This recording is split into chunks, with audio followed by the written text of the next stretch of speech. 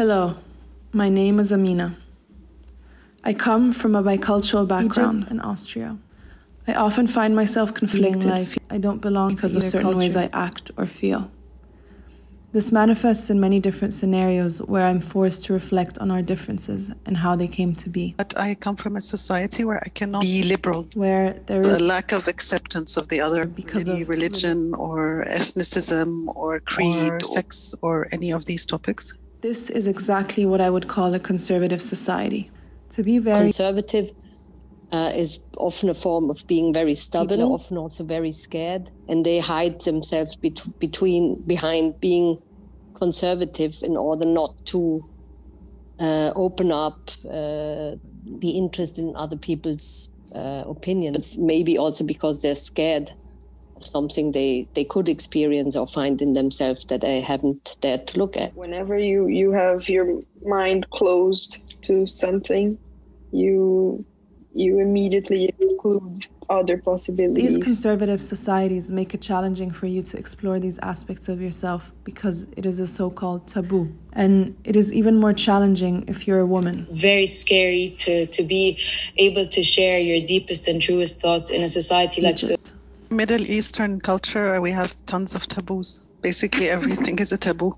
You can't say what you really believe when it comes to religion. Saying you're an atheist is a taboo. Talking about your sexuality, your desires, everything. Not being married at kind of a young age.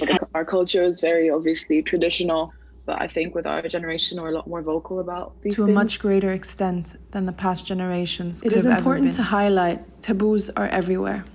In societies which are considered as quite liberal, it's still a taboo if you fall out of the norm. So, for example, if you can be in a same-sex relationship, but you would still have to kind of live like the society expects you to live. So there's this concept called homonormativity, which is parallel to heteronormativity, which is basically that society thinks that everybody is heterosexual. As long as you have to point out that everybody is the same, it shows that apparently we are not. Must highlight is taboos can change, but I feel that somehow they will always exist. I think to break the taboos down, there needs to be conversation. Especially self-reflection brings us to shape our own values and beliefs. Yeah. To me, the biggest was sexuality, because I believe the behavior of a human being in sexual matters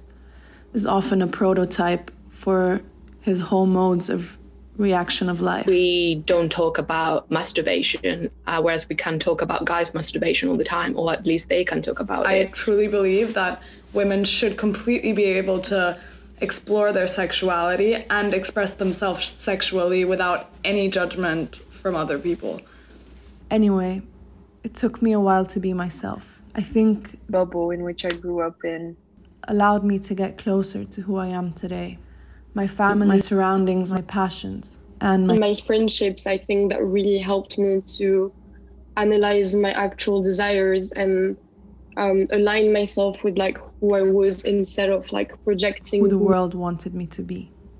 I call myself lucky that my parents moved away from Egypt to raise us in a more accepting, liberal, and free society. I met people different than me, with different values, opinions, and beliefs. I'm pretty sure that I'm not as open as I like to think I am. But by today, I have learned to be accepting and all open to versatility. However, I still stick to society norms quite a bit. But in a way, I think we all do.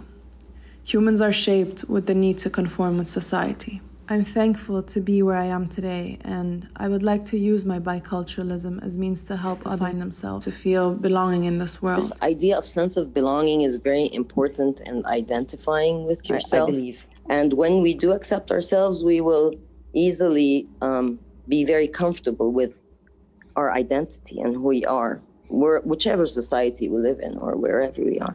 I want to ask you, are you constantly true to yourself and the person you are inside of you? Or are you masking it and being someone else for a certain audience?